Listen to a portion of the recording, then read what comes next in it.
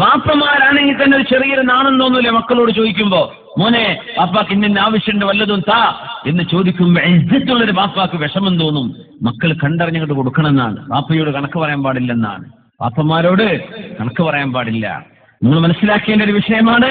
പ്രായപൂർത്തിയായ ജോലിയുള്ള കച്ചവടക്കുള്ള നമ്മുടെ മക്കളും ഒന്ന് മനസ്സിലാക്കണം. അല്ലാഹുവിന്റെ റസൂലിന്റെ മുമ്പിൽ ഒരു പരാതി വന്നു, നബി തങ്ങളുടെ കോടതിയിലേക്ക് വന്നു. ഒരു വാപ്പയും മോനും രണ്ട് പ്രശ്നം വന്നിട്ടുണ്ട്.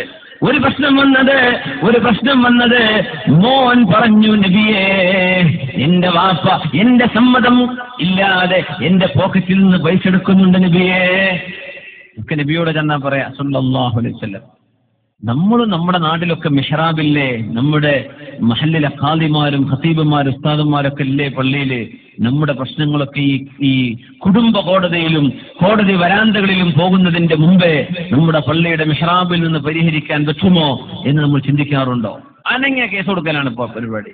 ജ്യേഷ്ഠ അനുജനെതിരെ കേസ്, വാപ്പ മക്കൾക്കെതിരെ, മക്കൾ വാപ്പാക്കെതിരെ, ഉമ്മാക്കെതിരെ മോൾക്കെതിരെ മക്കള്. സുബ്ഹാനല്ലാഹ്. അള്ളാഹുവിന്റെ ഹബീബിന്റെ മുമ്പിൽ വിഷയം വന്നു, നബിയെ ഇങ്ങനെയുണ്ടൊരു പ്രശ്നം, ബാപ്പ എന്റെ സമ്മതമില്ലാതെ എന്റെ പൈസ എടുക്കുന്നുണ്ട്, ഒരുപാട് എടുക്കുന്നുണ്ട്. പരാതിയാ. ആ സമയത്ത് റസൂലുള്ളാഹി സ്വല്ലല്ലാഹു അലൈഹി വസല്ലം തങ്ങൾ ഈ മോനോട് പറഞ്ഞത് നമ്മുടെ ചെറുപ്പക്കാർ മനസ്സിലാക്കണം. ജോലി ചെയ്യുന്നവരെ, ഗൾഫിൽ പോയവരോ പോകാത്തവരോ നാട്ടിലുള്ളവരോ അല്ലാത്തവരോ ഒക്കെ മനസ്സിലാക്കുക. അള്ളാഹുവിന്റെ ഹബീബ് ബാപ്പയെ വിളിച്ചിട്ട് പറഞ്ഞു, വാപ്പാ നിങ്ങൾക്ക് ആവശ്യമുള്ളത് നിങ്ങൾ എടുക്കാൻ പാടുള്ളൂ. മകൻ ബാപ്പാന്റെ കയ്യിൽ ATM കാർഡ് കൊടുത്തു. ഉദാഹരണം പറയാം, ഇന്നിപ്പോ അങ്ങനെയൊക്കെയല്ലേ പറയാൻ പറ്റുള്ളൂ. അതിന്റെ യൂസർ നെയിം അല്ല, പാസ്വേഡ് ഉണ്ടാവും. പാസ്വേഡും കൊടുത്തു, പിൻ നമ്പറും കൊടുത്തു. വാപ്പ ഓരോ കണ്ണൂര് പോക്കും അടിച്ചു മാറ്റി കൊണ്ടുവരിക 10,000 വെച്ചിട്ട്. ഈ മോന്റെ ചങ്ക് പടക്കുകയാണ്. കാരണം ഓന് മെസ്സേജ് വരുന്നുണ്ട്, വാപ്പ വലിച്ചിട്ടുണ്ട്. സുബ്ഹാനല്ലാഹ്. വാപ്പ ഈ വലിച്ചാൽ എന്തായി പോകും റബ്ബേ. ഒരു വീട് വെക്കാൻ ആഗ്രഹമുണ്ട്, മോളെ കെട്ടിക്കാൻ ആഗ്രഹമുണ്ട്, കുറച്ച് കഴിഞ്ഞാൽ ഇതൊക്കെ വരികയാണ്. ഒന്ന് സ്വരൂപിച്ചു വെക്കാൻ വാപ്പ വിടുന്നില്ല. വാപ്പയോട് പറഞ്ഞാൽ വാപ്പ തെറ്റും. വാപ്പ അങ്ങ് എടുക്കല്ലേ എന്ന് പറഞ്ഞാൽ പിന്നെ പണക്കായി. ഇക്കാലം അത്രയും എടുത്തതും പറ്റിയതും പിന്നെ വാപ്പാക്ക് ഓർമ്മയുണ്ടാവില്ല. ഓനത് എന്നോട് പറഞ്ഞല്ലോ, പിന്നെ നാട്ടിൽ മുഴുവൻ പാടി നടക്കും. ഇങ്ങനത്തെ വാപ്പാരുണ്ടാവും. സുബ്ഹാനല്ലാഹ്. മുണ്ടേരിയിലൊന്നും അങ്ങനത്തെ വാപ്പാരൊന്നും ഇല്ല എന്ന് ഞാൻ വിചാരിക്കട്ടെ. അല്ലാഹുവിന്റെ ഹബീബ് പറയാൻ, നിങ്ങളുടെ മകന്റെ സ്വത്തിൽ നിങ്ങൾക്ക് എടുക്കാം ബിൽ മഅറൂഫ്. ഇങ്ങനെ ആവശ്യമായത് അത് മാത്രമേ പറ്റുള്ളൂ. ആവശ്യമുള്ളത് വീട്ടിൽ പോയിട്ട് ഭക്ഷണം കഴിക്കാൻ പറ്റും. പിന്നെ MRIക്ക് പോകേണ്ട കാര്യമില്ല. മകന്റെ സ്വത്ത് വാങ്ങിച്ചിട്ടേ, മകന്റെ പൈസ എടുത്തിട്ടേ ദൂർത്തടിക്കണ്ട. ആവശ്യമുള്ളത് എടുത്തോളൂ. കണ്ണൂരന്മാരുണ്ടോ? എന്താ അപ്ഡേറ്റുകളല്ല. പക്ഷെ അതൊക്കെ ഇടക്കിടക്ക് പോയി കഴിക്കുന്നെന്നാ തോന്നുന്നത്. അപ്പോ ആവശ്യത്തിനെടുക്കാം. അതിന് മക്കളെ സമ്മതം വേണ്ടെന്നാ. അതിന് മക്കളുടെ സമ്മതത്തിന്റെ ആവശ്യമില്ല. വാപ്പയോട് പറഞ്ഞു നബിതങ്ങൾ, മാന്യമായിട്ടേ എടുക്കാവൂ. മോനെ വിളിച്ചിട്ട് പറഞ്ഞു നബിതങ്ങൾ, മോനെ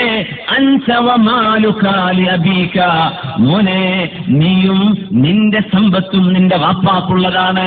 വാപ്പയോട് കണക്ക് പറയാൻ പറ്റില്ല. ഇത് എന്റേതാണ്, വാപ്പാക്ക് എടുക്കാൻ പറ്റില്ലെന്ന് പറയാൻ പറ്റില്ല. മോനെ നീയും നിന്റെ സമ്പത്തും നിന്റെ വാപ്പാക്കുള്ളതാണ്, കണക്ക് പറയാൻ പറ്റില്ല. വാപ്പയോട് പറഞ്ഞു, വാപ്പ നിങ്ങളുടെ മോനാണല്ലോ, അതുകൊണ്ട് നിങ്ങൾക്ക് ആവശ്യമായതിന്റെ ആ തോതിലേ നിങ്ങൾ എടുക്കാൻ പാടുള്ളൂ. മോന്റെ സ്വത്ത് മുഴുവനും നിങ്ങൾ അപഹരിച്ചെടുക്കല്ലേ എന്ന് വാപ്പയോട്. മോനോട് എന്ത് പറയാ? വാപ്പല്ലേ വാപ്പാക്ക്, നീയും നിന്റെ സമ്പത്തും വാപ്പാക്കുള്ളതാണെന്ന് നബി സല്ലല്ലാഹു അലൈഹി വസല്ലം. എന്തൊരു മനോഹരമായ രീതിശാസ്ത്രം. വാപ്പയോടൊരു ഉപദേശം, മോനോട് വേറെ. വിഷയം തീർന്നല്ലോ, വിഷയം തീർന്നു. മക്കള് വാപ്പയോട് കണക്ക് പറയും വേണ്ട, വാപ്പ കണക്കില്ലാതെ വലിക്കും വേണ്ട മകന്റെ ATM എന്ന്.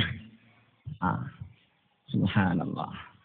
വളരെ മനോഹരമാണ് ശരീഅത്ത്, വളരെ മനോഹരമാണ്. ഇതിനൊക്കെ പരിഹാരമുണ്ട്. ഇസ്ലാം ചർച്ച ചെയ്യാതെ പോയ വിഷയങ്ങൾ എന്താണ്? നബിയുടെ മുമ്പിലേക്ക് വരുന്നു ഉമ്മു ഹബീബ റളിയല്ലാഹു അൻഹാ. അല്ലാഹുവിന്റെ റസൂലിൻ ഉമ്മു ഹബീബ ബീവിയല്ല, ഹിന്ദ് റളിയല്ലാഹു അൻഹാ.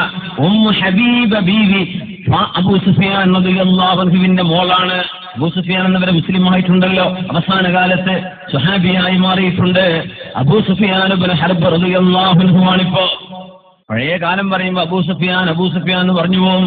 ഇനി പറഞ്ഞുകൂടെ റളിയല്ലാഹു അൻഹുവാണ്. അബൂ സുഫിയാൻ ഇബ്നു ഹർബ് റളിയല്ലാഹു അൻഹുവിന്റെ മോളാണ് ഉമ്മു ഹബീബ റളിയല്ലാഹു അൻഹ. ഉമ്മു ഹബീബ ബീവിയുടെ ആങ്ങളെയാണ് മുആവിയ റളിയല്ലാഹു അൻഹു. അവരുടെയൊക്കെ ഉമ്മയുണ്ട് ഹിന്ദ് റളിയല്ലാഹു അൻഹ. അബൂ സുഫിയാൻ എന്നവരുടെ ഭാര്യ ഹിന്ദ്.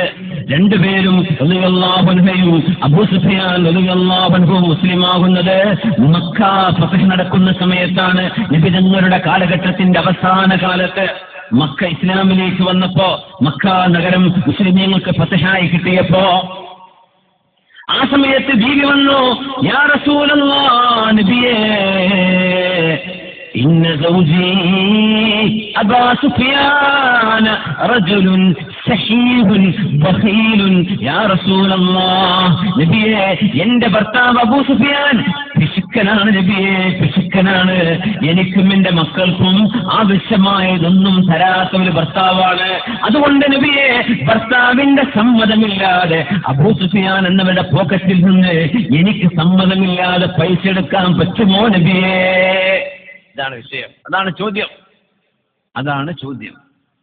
ആവശ്യത്തിനുള്ള പൈസ കൊടുക്കുന്നില്ല, പിശുക്കനാണ്, അതുകൊണ്ട് ചോദിക്കാതെ എടുക്കാൻ പറ്റുമോ? ചോദിക്കാതെ ഭർത്താവിന്റെ പോക്കറ്റിൽ നിന്ന് എടുത്തിട്ട് കുച്ചിക്കിട്ടിട്ട് നിറച്ചിട്ട് പിന്നെ ഒരു മോതിരം വാങ്ങാം. ഭർത്താവിന്റെ സമ്മതമില്ലാതെ പറ്റൂല മോളെ. ഭർത്താവിന്റെ സമ്മതം വേണം.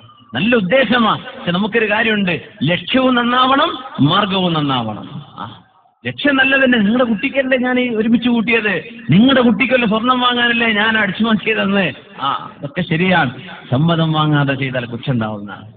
നിബിതങ്ങൾ പറഞ്ഞു ഹിന്ദെന്നവരെ നിങ്ങളുടെ ഭർത്താവിന്റെ പിശുക്കുള്ള ഒരാളായതുകൊണ്ട് നിങ്ങൾക്കും നിങ്ങളുടെ മക്കൾക്കും ആവശ്യമായ ചെലവിന് എത്ര വേണോ അത് നിങ്ങൾക്ക് സമ്മതമില്ലാതെ എടുക്കാൻ പറ്റും.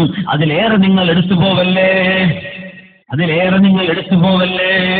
നിങ്ങൾക്ക് ആവശ്യമായത്, നിങ്ങളുടെ മക്കളുടെയും ചെലവിന് ആവശ്യമായത് എത്രയോ അത് സമ്മതമില്ലാതെ തന്നെ കഴിവുള്ള സമ്പാദ്യമുള്ള ഭർത്താവ് നൽകാതിരുന്നതിന്റെ പേരിൽ നിങ്ങൾക്ക് എടുക്കാൻ പറ്റും. അത്ര ആവശ്യമുള്ളത് അത്ര ഏറെടുക്കാൻ പാടില്ല. അത് നിങ്ങൾക്ക് ജായിസാണ്, അതിന് മോഷണം എന്ന് പറയില്ല. എന്റെ ഭർത്താവ് ഇങ്ങനെ പിശുക്കനായതുകൊണ്ട് എന്ന് പരിശുദ്ധ റസൂലുള്ളാഹി സ്വല്ലല്ലാഹു അലൈഹി വസല്ലം. ചുരുക്കി പറഞ്ഞാൽ മഹാനായ അബൂ സുലൈമാൻ അദ്ദാറാനി റളിയല്ലാഹു അൻഹുവിന്റെ ഒരു മഖൂലയുണ്ട്. അവർ പറയുന്നത്, ലൈസ ഇൻദനാ അൽ ഇബാദ അൻ തസിഫ ഖദമൈക വഗൈറുക യഫസ്സു ലക്.